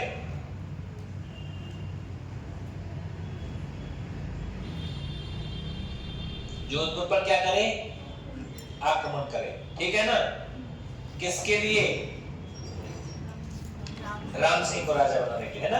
अब लिखिए आक्रमण का कारण लिखो नीचे, इसी के नीचे लिखो आक्रमण का कारण। आक्रमण का कारण, अरे आक्रमण को कारण का है भाई नंदुओ? राम सिंह को पुनः जोधपुर की गद्दी पर बैठाना। कारण लिख दो, राम सिंह राठौड़ को जोधपुर की गद्दी पर बैठाना। अब बोलो बच्चा लठ बजेगो का नहीं बजेगो? तो सेना गई है साहब सिंधिया की, है ना? अब तारीख लिख दो 15 सितंबर 1753। युद्ध को नाम है मेड़ता युद्ध। कौन सा युद्ध? मेड़ता को युद्ध। कौन कौन के बीच में हेरो है? या सीख ले बातन में अच्छे इनकी समझ में नाम है। आधे को तो जो ही ना पता कि है मामला क्या है। तैयारी कर ली उनने आरएस की और लेनो देनो है ही ना, लेनो देनो का है पता ही ना भी। ये थोड़ा सा मैंने क्या कहा, इसकी शुरुआत देखो, मैं अपनी मर्जी से कुछ नहीं कह रहा हूं। इसकी शुरुआत की लाइन ये कहती है कि यहाँ झोल है, लिख रहे हैं शुरुआत में है यहाँ पे गड़बड़। कौन कौन है पूछ रहा, कोई कहीं भाग रहा, कोई कहीं भाग रहा, हमें समझना पड़ेगा। अच्छा युद्ध में लिख दीजिए कौन कौन है। एक तरफ तो कौन है? विजय सिंह।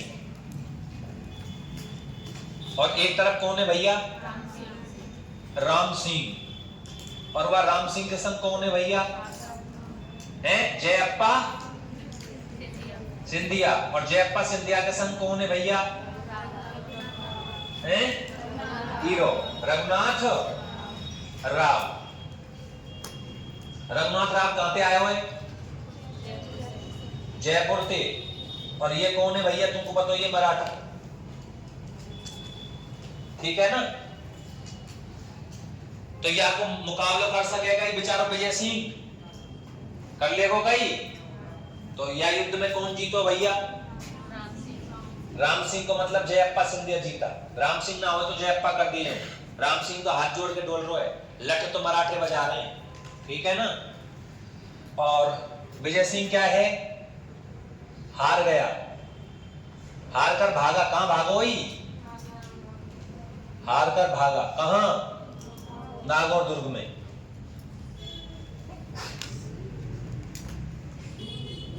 नागौर दुर्ग में है भाई, उतार दीजिए। ये याद रखनी है बात तुमको।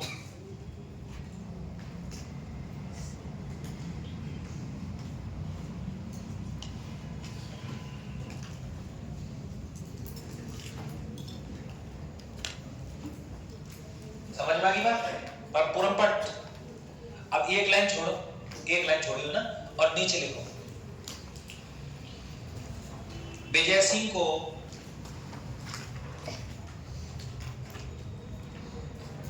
मराठों से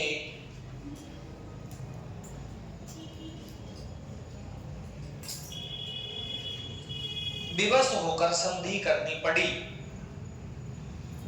विवश होकर संधि करनी पड़ी। संधि करनी पड़ी। तो भैया संधि की शर्तन ने लिखेंगे। अब आ जाओ तुम यहां, टीप टीप के बोल दूंगा। पहली शर्त लिखो संधि की। संधि की डेट लिख दो पहले तो, फरवरी 1756।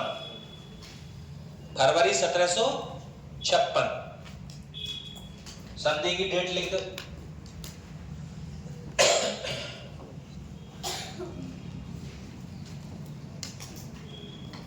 लिख दियो। शर्त नंबर 1, अजमेर और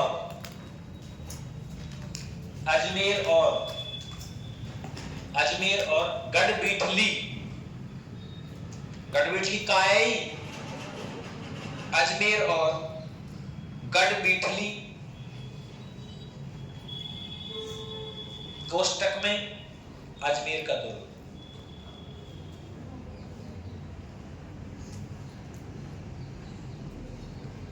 गढ़बिटली मराठों के अधिकार में होंगे, मराठों के अधिकार में होंगे। लिख लिया। शर्त नंबर 2,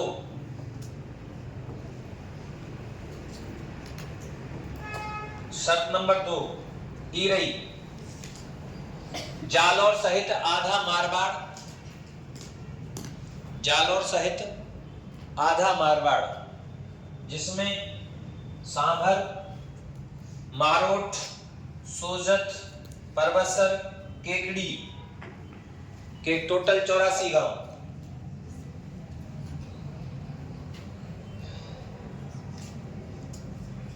जालौर सहित आधा मारवाड़, सांभर जिसमें है ना मारोट, सोजत, परबसर, केकड़ी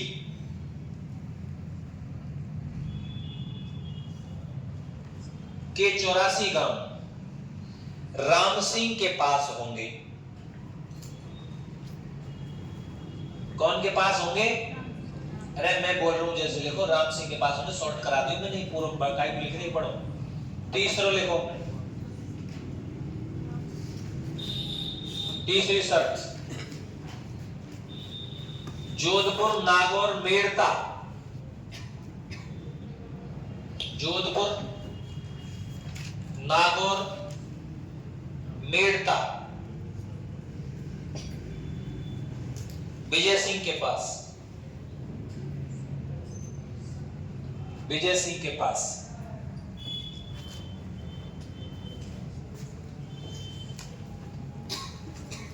चौथी लिखो, विजय सिंह के पास होंगे, लिख लिया। चौथी शर्त, विजय सिंह मराठों को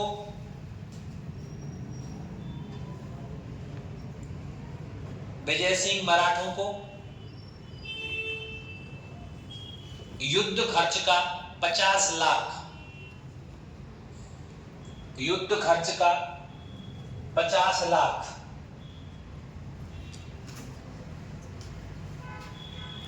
रुपया देगा।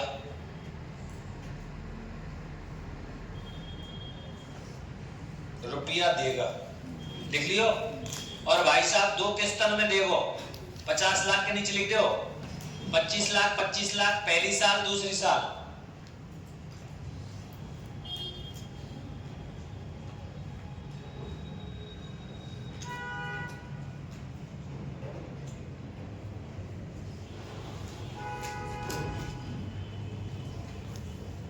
लिख लिया।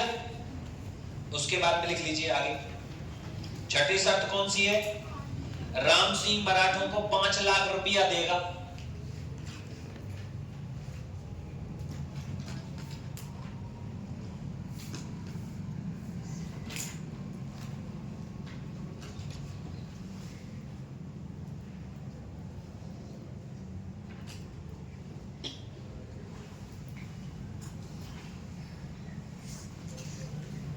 लिख लिया। अगली शर्त कौन सी है? नंबर डालो, लिखो। जोधपुर राज्य, जोधपुर राज्य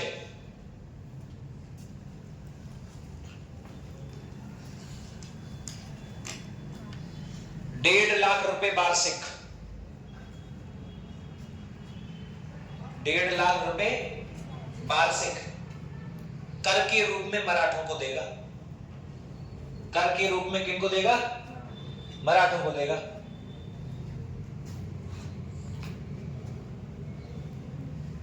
लिख लिया। और 7वें नंबर की शर्त ये रही, देखो ये रही, राम सिंह द्वारा विजय सिंह की सीमा का अतिक्रमण करने पर विजय सिंह सैन्य कार्रवाई के लिए स्वतंत्र है। अगर राम सिंह ने नेक भी डाउन छील भी दी ना तो विजय सिंह कूट भले, कूट देखो घर आ जाएंगे हम बिचौलिए बन के, फिर ले जाएंगे 55 लाख करने, हमको कोई टेंशन ना है। फैसला तो ऐसे ही होता है। अब लिख दो लास्ट की शर्त, राम सिंह द्वारा विजय सिंह की सीमा का, राम सिंह द्वारा विजय सिंह की सीमा का अतिक्रमण करने पर, अंजलि ममता कौन है भैया? जाओ बेटा।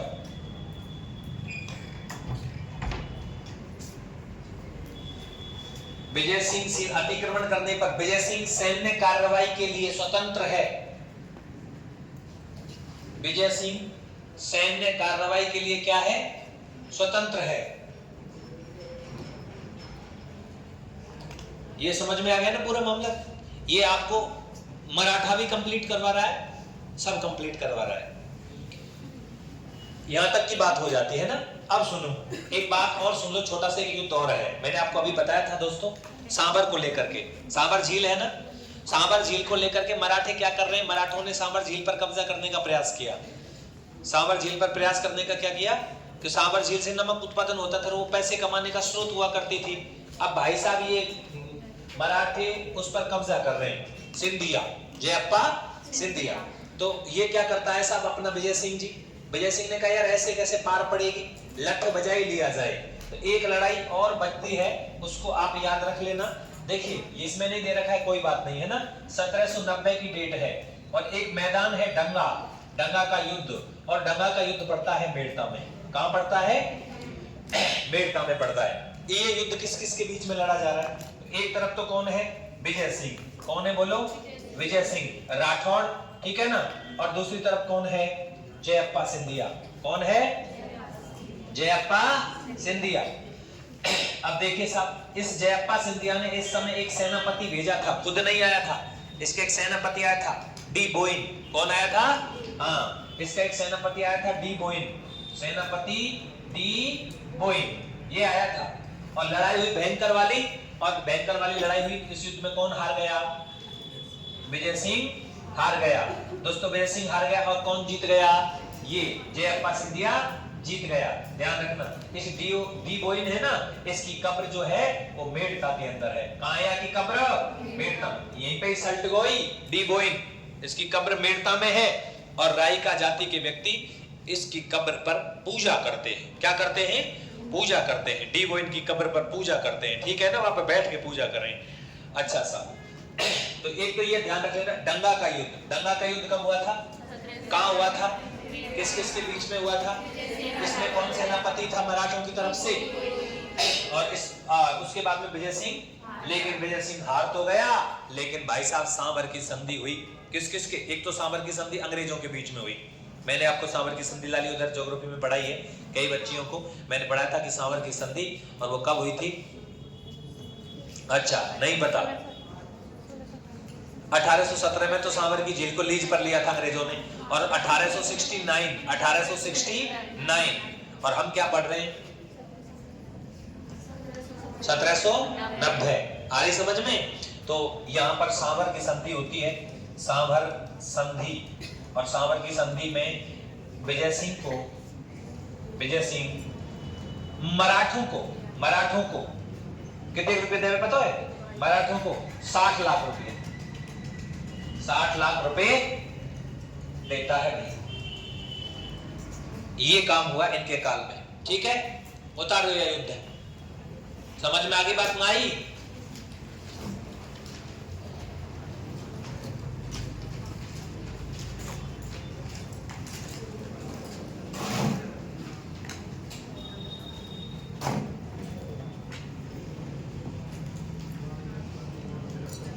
अब 2 लाइनें बच रही हैं बस। एक इनके दरबार का दरबारी कवि बच रहा है, एक इसके उपनाम बच रहे हैं, एक इसकी पासनाम बच रही है।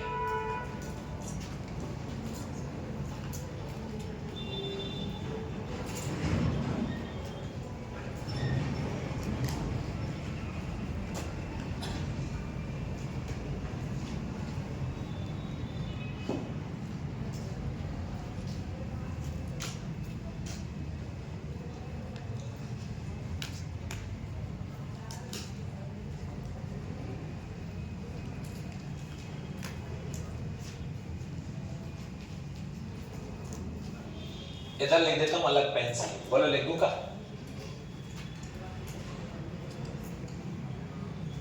एक तो लिख दो उपनाम, जहांगीर का नमूना। कौन ने कही भैया? श्यामल दास ने। श्यामल दास इनका तुमने नाम खूब सुनी रखो होएगो। और एक इनकी पासवान गर्लफ्रेंड है। पासवान कौन है? एकदम गुलाब थी वो, गुलाब राय। याद है काके में भैया? नूरजहां। कहां की? जोधपुर की नूरजहां के में आते। एक इनने साहब सिक्का चलाओ, साहब सिक्का खुद के नाम पे चलाएंगे। बताओ कहां सिक्का चलाएंगे? हाथी विजय शाही।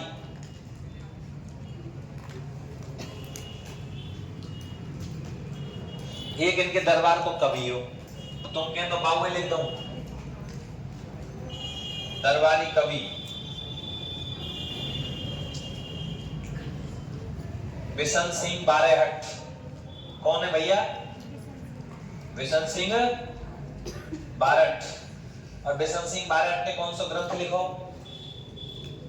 भैंस की पूंछ। हंस रहे। कौन सा ग्रंथ लिखा? विजय विलास। विजय भैंस की पूंछ और आपने नहीं खावे की ये उतार दो पूरा। तुमने सोची होगी सच में भैंस की पूंछ वाली हैगी वेगी लड़ाई है? मतीरे की लड़ाई है गई है ना हुई?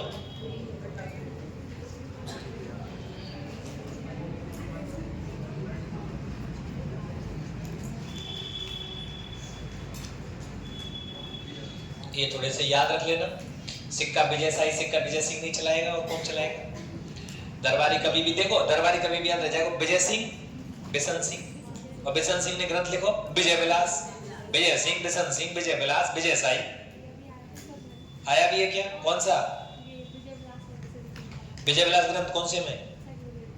सेकंड ग्रेड में आया। कोई बात नहीं, तो यहीं से तो आया। सही है ना भाई?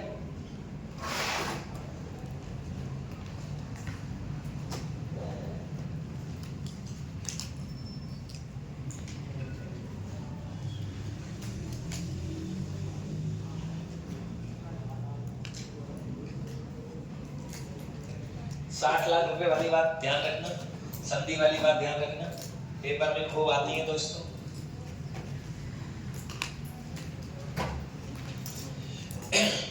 अब भीम सिंह राठौड़ पढ़ाएंगे कल आपको, मान सिंह राठौड़ पढ़ाएंगे, तख्त सिंह पढ़ाएंगे, और सरदार सिंह, सुमेर सिंह, उमेर सिंह और हनुमत सिंह।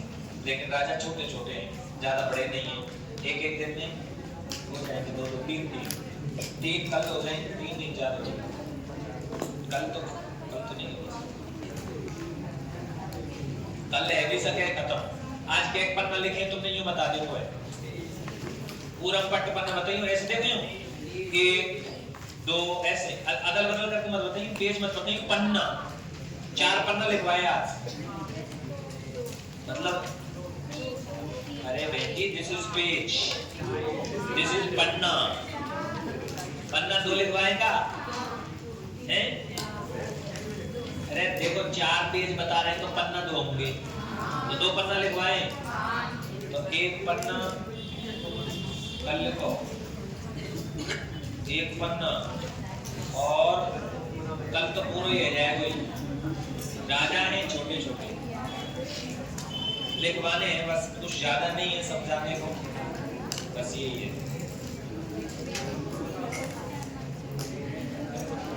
लिख लिया क्या? ठीक है।